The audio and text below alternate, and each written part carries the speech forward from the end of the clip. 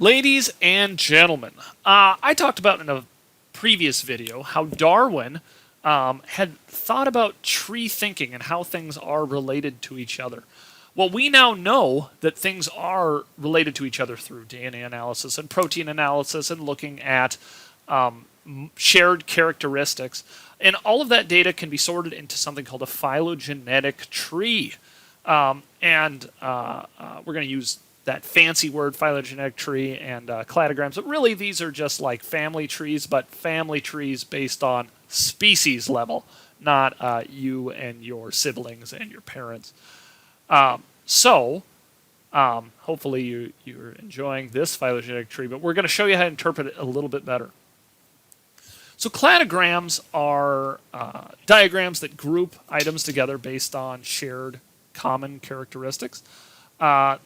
You need to determine the number of shared characteristics with a cladogram and then arrange the items as a tree showing the most commonality possible. And what that means is you're going to make something like this, where the organisms that are more closely linked with lines are going to be more closely related, and ones that you have to go further back in time to connect are going to be less closely related. Note, they're more hypothetical than a phylogenetic tree because the length of the lines is not quantitative. Whereas in a phylogenetic tree, this is going to show a more accurate evolutionary relationship between the organisms.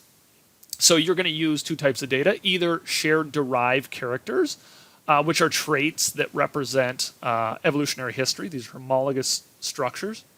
Or, this is more recently used, and if it is available, they will use it, is DNA and protein sequence data, where you're looking at the differences in sequences as they accumulate as species evolve away from each other.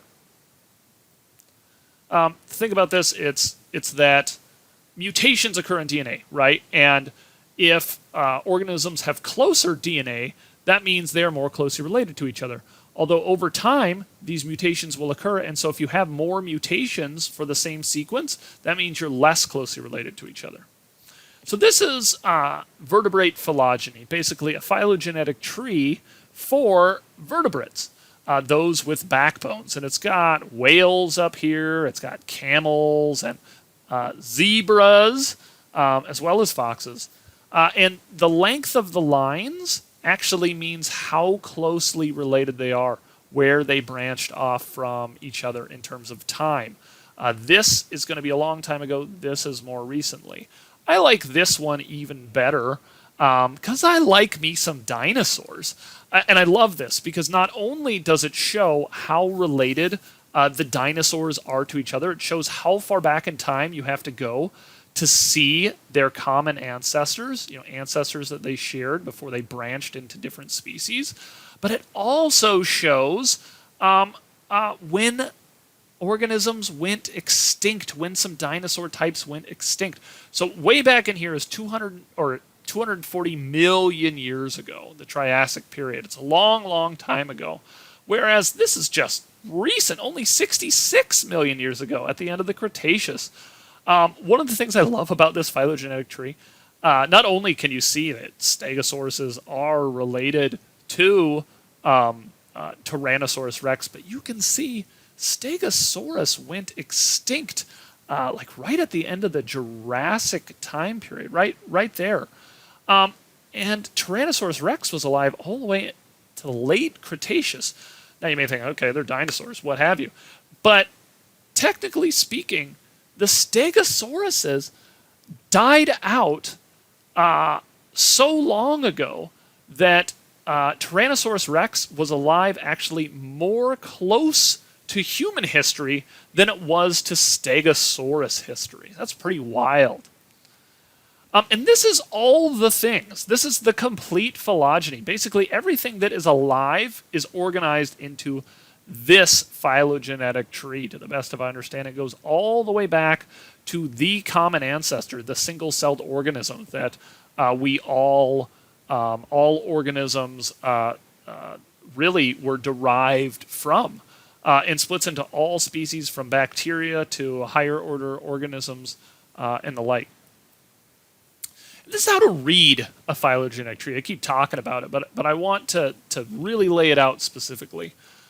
This is the longest to go. This is the most far back ancestors, and these are going to be the present day species. So this point here is the common ancestor point. It's called a node. Anytime there's a branch point, that's called a node. And that shows when all the organisms have the most recent common ancestor. So A, B, C, and D defined the ancestor they have in common. You have to go all the way to here. Whereas A and B, you only have to go to this point. So because of that, these two are more closely related than all of these. Also, something to note, just a good analogy, if we think of this as a family tree, these would be like your siblings. If you were A, this B would be one of your siblings, and your common ancestor would be like a parent. Whereas C and D would be like your cousins, in that you would have to go all the way back to your grandparents to see where you share a common ancestor. And also I want to say, it doesn't really matter how close organisms are to each other on this side. What matters is how close they are to a common ancestor. That's what really shows relatedness.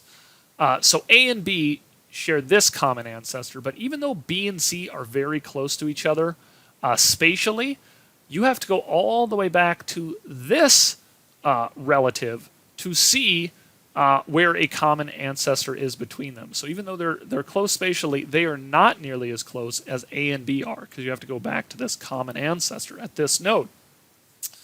Something to think about. I might use the word groupings, or I might use the word clade. Evolutionary scientists called grouping of organisms a clade, and then they also call the organism that is least closely related to all the other organisms the outgroup.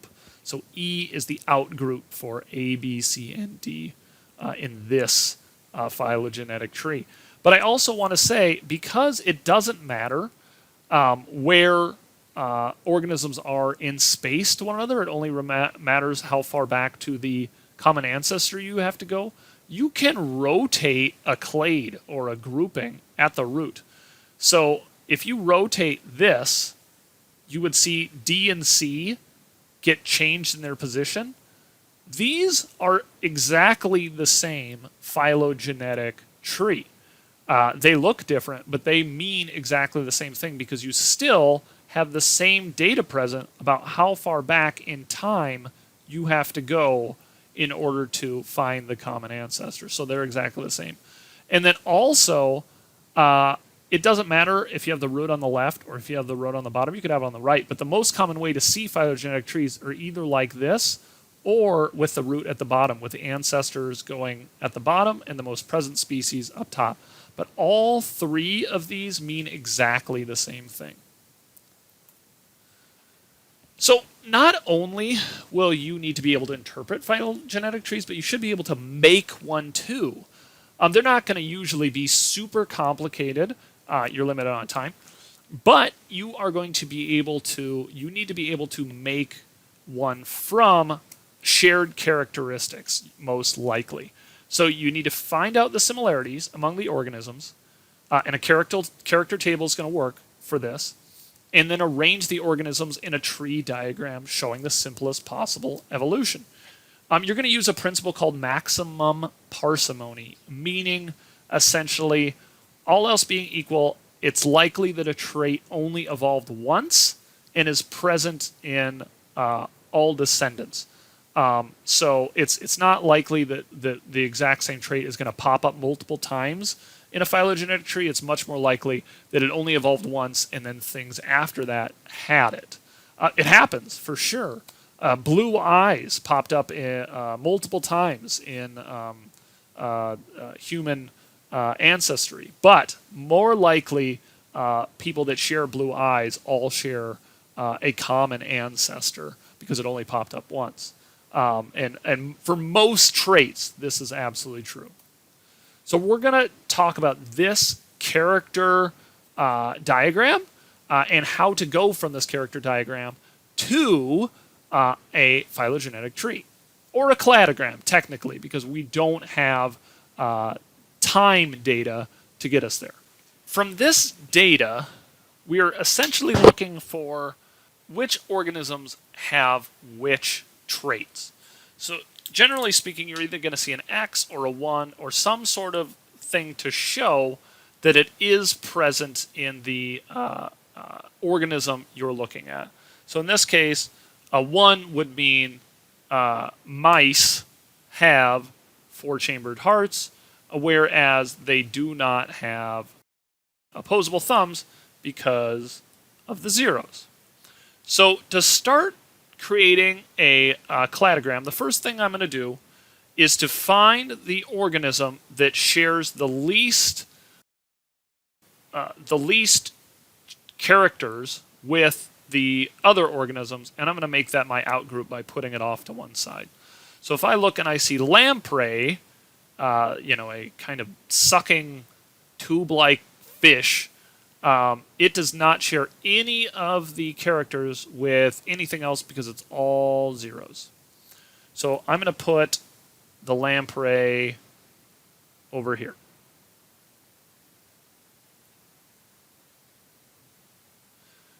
And draw a line.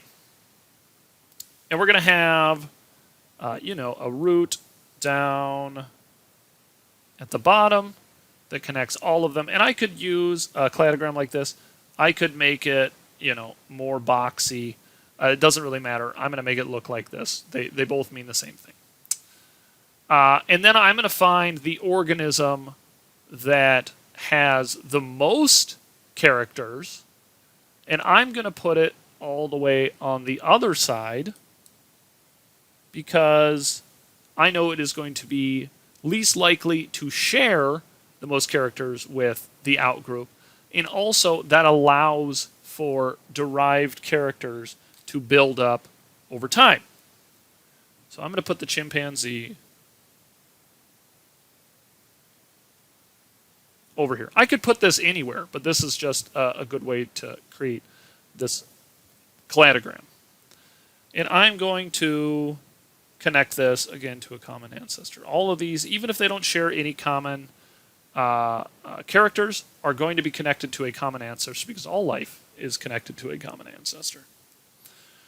Now, I'm now going to look at the organism. If my lamprey is all the way over here, I'm going to look at for the organism that has one more character than everything else, and then I'll put the character on the timeline. So if I look, I see lamprey has nothing. Fish, I can see only has a spinal column, but doesn't have opposable thumbs, 4-chambered heart, amniotic egg, or lungs. So I'm going to put that one here, connect it in my cladogram, and I'm going to say that this right here is going to be where the spinal column is. That also is, we can use maximum parsimony to show the fish has spinal column. Everything else has a spinal column. So that means all of the species after this time, evolutionary time, are going to have a spinal column. So this arrangement allows that. Now I do it again. I find, frogs, they have a spinal column, so they can be up here. And they have lungs. So because of that, I can put frogs. And I can connect it. And now see a common ancestor. And I can put that shared character of lungs on the line right there. And then I continue doing that. So again, frogs. I look for the next one that shares another character. Okay, turtles have an amniotic egg, lungs, and a spinal column. So I could put a turtle here. I can put amniotic egg here.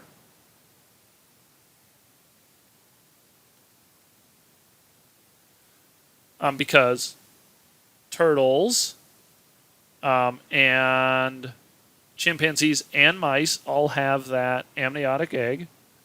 Okay, and now I'm going to look. Okay, chimpanzee is all the way over here.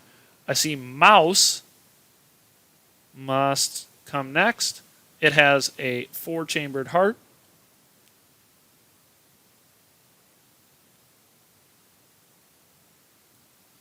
And is going to be connected right there. So, chimpanzee, because it's all the way over here, and all of the characters are on the line right here, it's good to go. We can see that the chimpanzee has a spinal column, has lungs, has amniotic egg, has a 4-chambered heart, and we can put the shared character right here, it's not even shared, of opposable thumbs that differentiate a chimpanzee from other organisms. And again, it's maximum parsimony because all of these things have it. That must mean it arrived before this node, before this common ancestor, to all of these other organisms. Again, I could make this boxy. That would be totally fine, and then everything else branches off of this. But this is fine for a cladogram as well. It's totally fine. Okay? I hope that explains how to do this, and I'd like you to do this practice now. So I want you to do this practice problem by looking at this character table. I would like you to place these organisms up here, lizards and snakes as a group, crocodiles, birds, turtles, and mammals in their proper locations up here. You just need to write A, B, C, D, and E. Feel free to take notes on it, but all I want you to do is do this, and actually I'm going to ask you, where will turtles go? Where will turtles go on here? All right, hopefully you've written out your cladogram, and you have placed your organisms in their proper location. Turtles must be, because they have both an amniotic sac and nucleated red blood cells, they must be in this position here. They have these two things, but they do not have the no outer shell. They have an outer shell. Olive legs, that's something that came after, and it is showed to not have it in this character table. And then wings. Turtles don't have wings except in Mario games. So that is what I want you to know. If you have questions on that, make sure you approach me. The last thing I want to say is that trees are just hypotheses. Any hypothesis is going to be revised as more data comes in.